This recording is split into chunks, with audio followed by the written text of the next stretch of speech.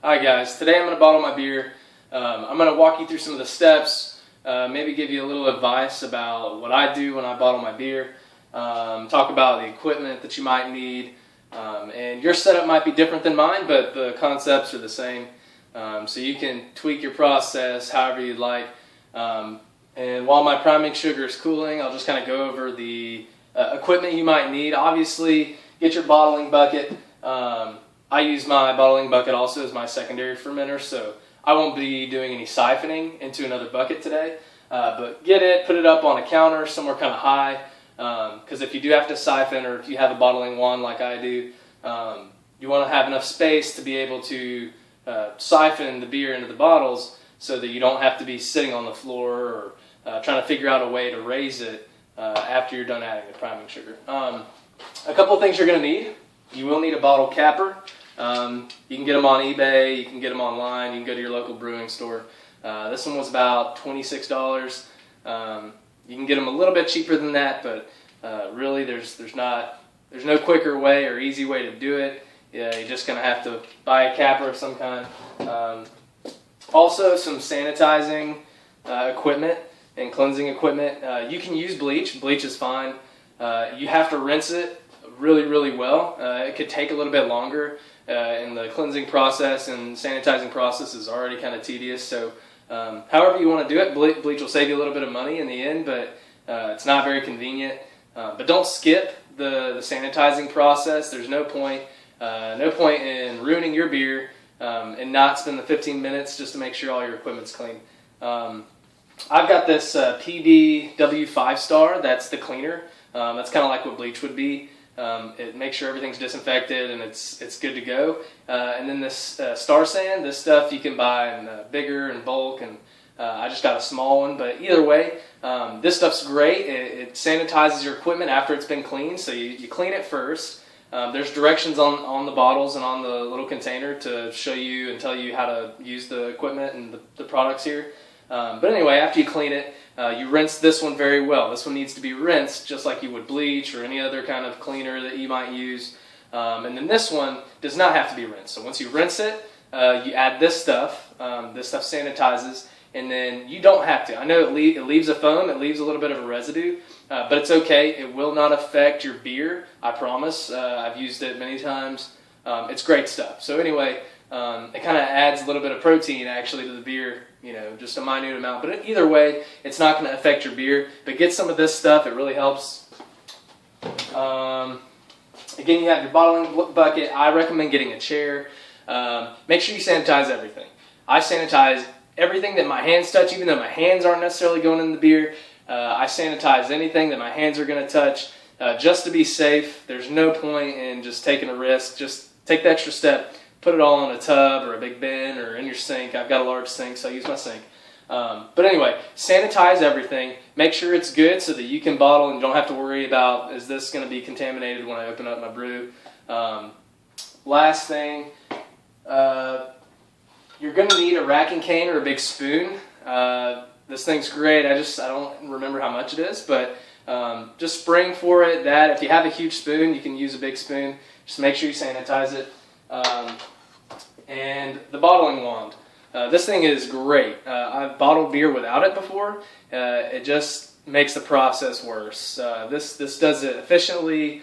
It really just makes the process easier, and you can get how much beer goes into that bottle very accurately. You can just control how much is going in the bottle and how much is in the wand. So it's got a spring-loaded little pin here, and that's what, once you push this down in the bottle, it starts to fill up the bottle. Once you lift it up, it stops. So I would suggest and recommend getting one of these. And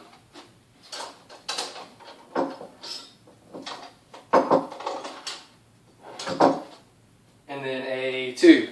My wand doesn't just go into my bucket, and as you can see, I made this. Obviously not the spigot, but I just made my own equipment. I bought the little capsule here, whatever this is called, I forgot. Anyway, the airlock, sorry. The airlock here, I bought that, I bought the spigot, but I made everything else, just bought a bucket at Lowe's. Some equipment can get really expensive. There's no point in buying really expensive equipment unless you just want to waste the money. If you just kind of like making stuff, I wanted to make my own. Buy a bucket for a couple dollars, spend the couple bucks on the spigot and on the airlock, and then save that money to use towards your first, second, third, however many batches of brew you're going to make. Use that, and then you've saved the money and you have beer instead of sinking $100 into equipment. But make sure you have this. This helps you. This will go on the end of the wand, and then on the end of the spigot here. It makes just filling up the bottles easier. You can move around a little bit. So I recommend just getting some food grade plastic tubing. It's very helpful. And then your bottle caps. Some places say to boil them. That I don't boil them. There's no point. I've got the cleaning solution. It works as good as bleach. I just stick that in there. I clean them and then I sanitize them and I put them in like a little container here so that they're easy to grab whenever I need to cap. So you can boil them if you want. To me, there's no point in doing that. So here's, do this. It makes it really easy and you don't have to fish around inside the bucket that you're cleaning stuff in to grab your tops. All right, so it looks like my priming sugar is done. I'm going to go ahead and get that ready, and we'll go to step 2. Okay, now we're going to move on to adding your priming sugar to your bottling bucket, racking it, and going through the process right before you bottle it. So I took the airlock off just so that no water spills inside while I'm doing this. It probably wouldn't affect it, but better be safe than sorry. So you'll just remove the top. You set that aside. Your hands should be sanitized. So touching, I wouldn't put my hands in the beer, but if you touch the beer, your hands have probably been sanitized. You're probably going to be okay. I wouldn't touch my face or anything like that and then put my hands in the beer. But more than likely, you're going to be okay. In the beer, it's already beer. It's just not carbonated, and that's what we're about to do. When you add the priming sugar, it's just going to carbonate the beer inside the bottle. It's a bottle to do the bottle conditioning. So right now, if you wanted to, depending on if you've had anything added, you've added any extra ingredients, you may want to test the beer just to see what it tastes like. Even though it's going to be flat, it'll give you an idea of what your beer is going to taste like, just minus the carbonation. I am actually going to taste my beer. I might just dip my finger in and do a little taste. I'm not going to add anything into it. It'll be fine. Just be careful. Don't be sticking your hands in there a whole lot. Just do what you can to not contaminate the beer. A lot of people are going to say, don't put your finger in there at all. I'm not worried about it though. My hands have been clean. And so I'm just going to try it just to see what it tastes. I've made an oatmeal sweet stout, milk stout, with some ingredients. I'm not going to give away my recipe, but so it's a darker beer. So when we start bottling, you see that it's dark. That's not going to happen if this is your first batch of beer. Your beer's not just going to turn dark. It's not because I have a blue container. It's just the type of beer that I've brewed. So I'm going to go ahead and taste it, see what it's like, and then I'm going to add the priming sugar.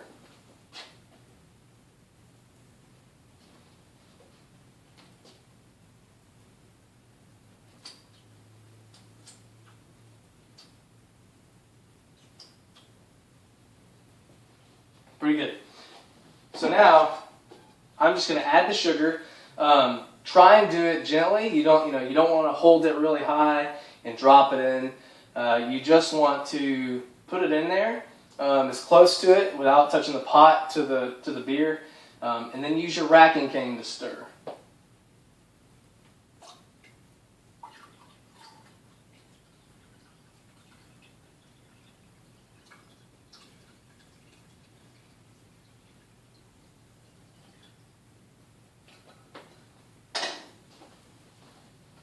Alright, so I've added the priming sugar to my bottling bucket.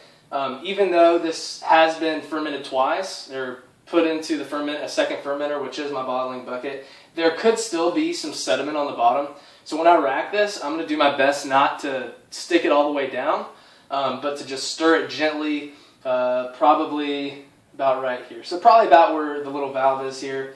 I'll just stir it very gently and just make sure that all the priming sugar is throughout the beer so that I don't get uneven carbonation some bottles flat, some bottles really carbonated, and some just right. So I'm going to go ahead and stick this in. There's actually a little bit of foam. I know that's not going in the bucket, but if you have some on the bottom of the racking cane or your spoon, don't worry, it's going to be fine. As long as you've sanitized, you're going to be okay.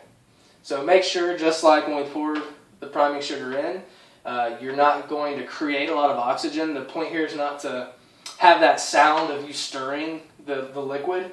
You just want to gently mix it so that when your bottles condition in the fridge, if you condition them in the fridge or in a closet somewhere dark at room temperature, that they're all going to condition properly. You might also have a kit, or you've seen online where some people just add the sugar to the bottles. Most people don't recommend that. It's just going to be uneven carbonation. So this is really the best way to do it.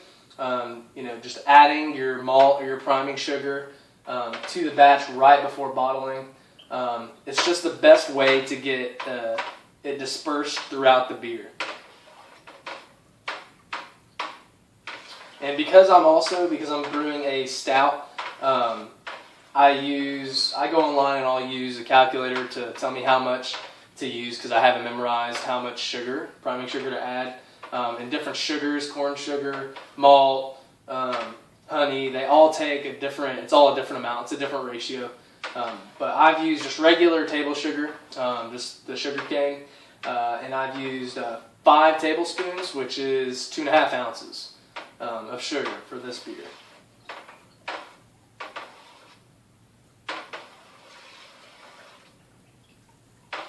All right.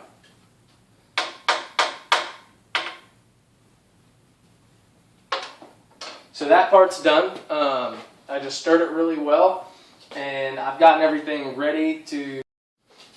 Okay, so I've gone ahead, and I know you can't see this right here, but my dishwasher's here. I went ahead and ran my beer bottles through the dishwasher. I've done it in a sink before. You can sanitize them and just hang them on a bottle tree, or anything else that is going to keep them clean and dry out. But the dishwasher works well for me. It sanitizes the bottles. It keeps them on the little rack and the little posts here, and keeps them organized so I don't have to mess with it. And it can hold 60, 70 beer bottles. So I just use the dishwasher. It's just really easy, really simple.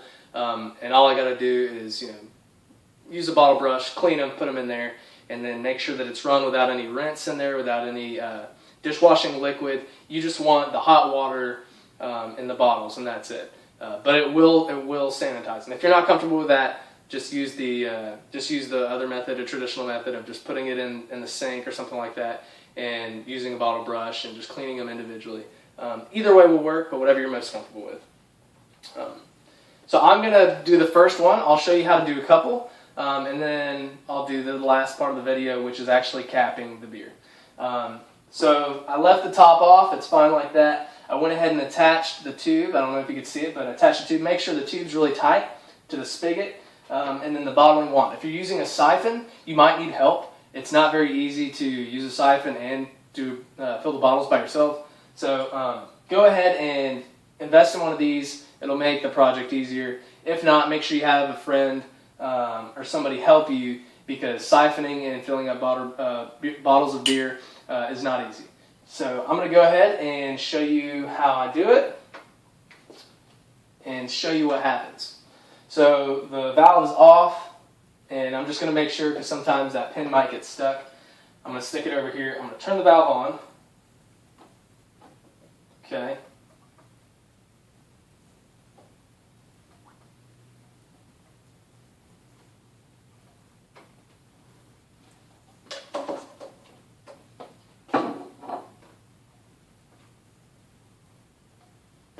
All right, and it looks like my gasket's leaking a little bit here. I will fix that after we bottle the beer. If I can move it a little bit, I will.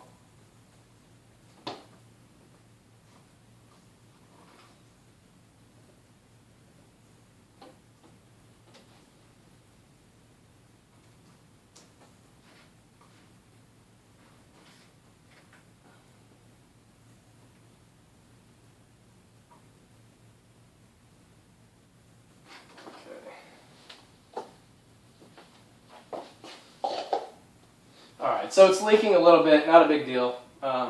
There's a little nut on the inside. It might just need to be tightened, but either way, not much is getting out. But as you can see, the beer is starting to fill the tube, and obviously the lower I put it, the more will come in here. So I don't know if you could see this, but the beer's filled the tube, and I'm just gonna sit in this chair and hold this tube out here. And as you can see, the beer's filled the tube. The wand is full, right? And just to fill it up, and even I could use an extra person because this counter's not very high.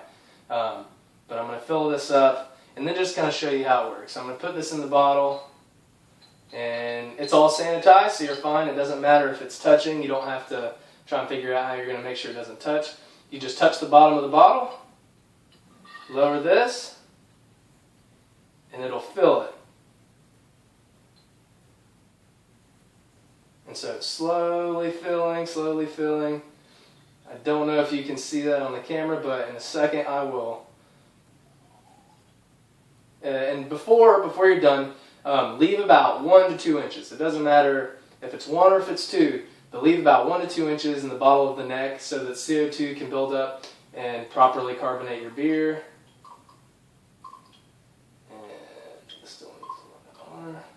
Alright, so make sure when you fill up your beer, leave about 1 to 2 inches. The wand will displace some of the liquid, so you may have to pull it out to see how much liquid's in here.